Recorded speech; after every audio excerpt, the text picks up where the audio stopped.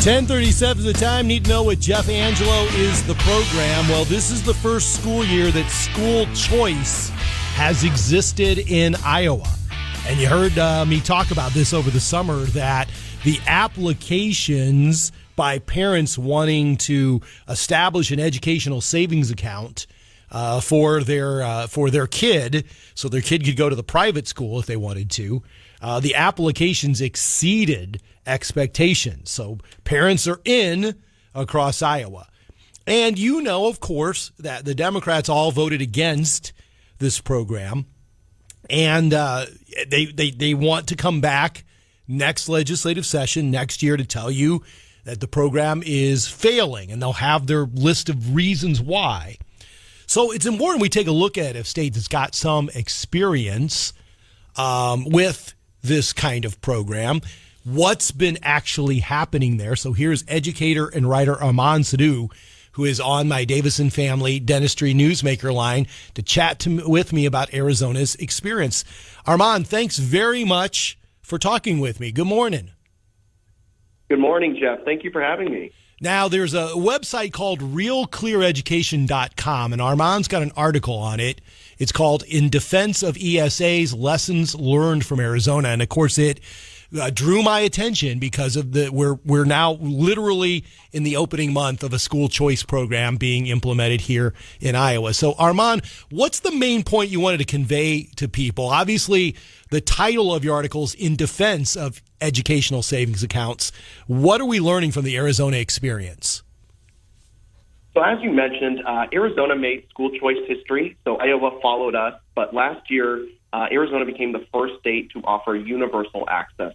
So these ESA programs have largely existed before, but the criteria for parents to join was a lot more stringent. So you either had to be zoned to a school that maybe received a D or an F from the State Department of Education, or you had to meet certain requirements for special education services.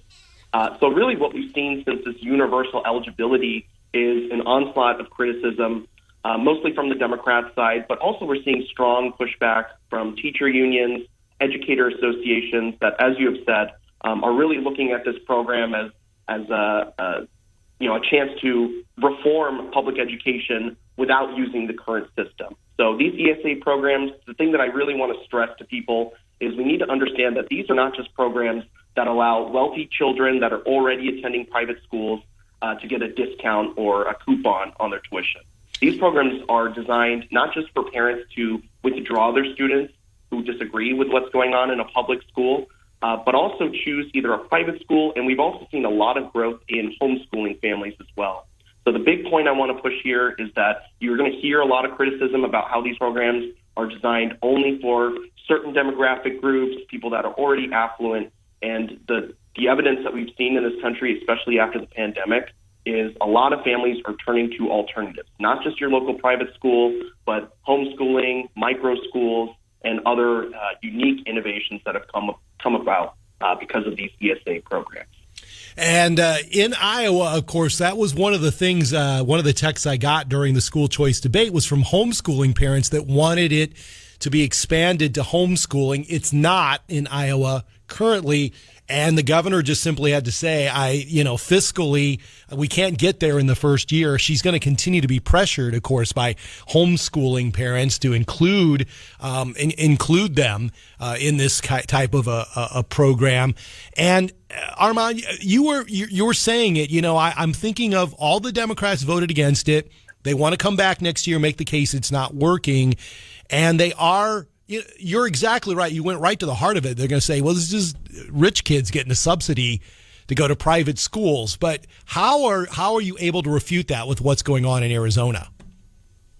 So I like to use the example, and we like to use the word school vouchers, but ESAs really have more in common with health savings accounts. So protecting these programs from criticism is getting past the mindset that this is just going to be a one-time payment transfer. I'm just going to give, however much is allocated to me, and it's going to go to the private school, all in all. And really in Arizona, what we have seen is parents are being very unique in the ways that they use these funds. So HSAs and ESAs both have stipulations on how those funds can be used.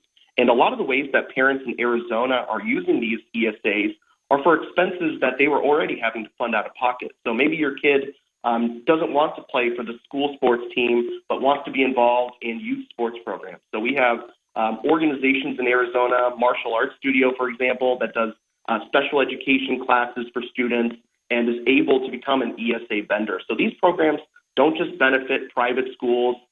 This really is a chance to inject this taxpayer funding back into the local community, paying local tutors, paying local vendors for services that are particular to the parent and for the child.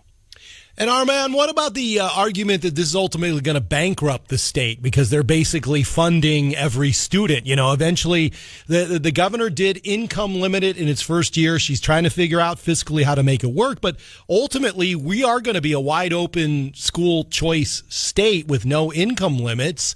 So what's Arizona's experience? Are you barreling toward bankruptcy at this point? No, and the thing that we really have to mention here is the long-term impact. Public schools in this country are funded from mainly two sources, one being local property taxes and the other part being a combination of federal and state support. So enrollment is another facet of that, and if schools aren't serving the same enrollment that their buildings were designed to accommodate, that speaks more to the fact that we need to get rid of the buildings and the bureaucracy. When we talk about education funding, most taxpayers are thinking, what are things that are related to teaching and learning? I'm not thinking about the bricks and mortar of the schools. I'm not thinking about administrators that aren't in the classrooms and aren't working and doing the day-to-day work. So these programs are ultimately going to be what I call in the article as right-sizing school districts.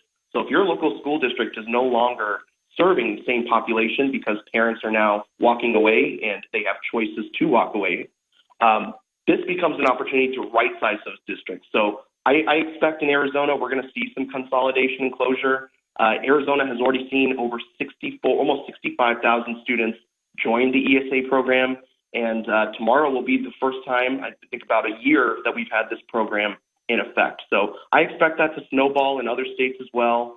We saw it narrowly miss in Texas, but like we said, these programs tend to be incremental, and protecting them really is about explaining to parents that their options are not limited to public schools, charter schools, or schools that maybe look like the way that when you and I went to school, but microschooling, homeschooling, and pushing those options to make sure parents have that in rural communities, suburban communities, and urban locales as well. Well, Arman, can you explain to me the concept of microschooling? I think that's something that's really going to flourish under school choice.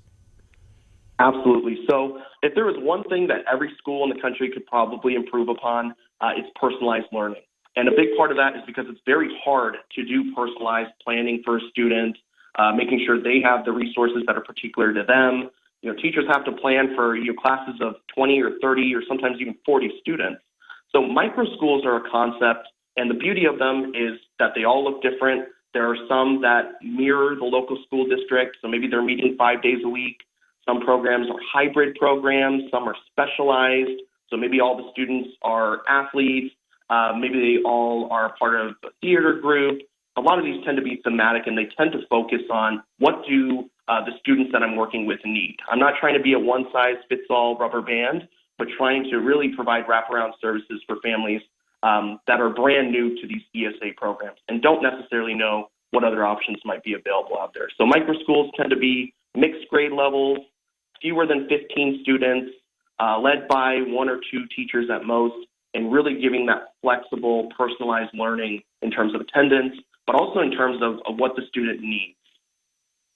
Educator and writer Arman Sidhu has a column in Real Clear Education, the headline in defense of ESA's Lessons Learned from Arizona. And Arman, really good insight this morning. Thanks very much for joining me.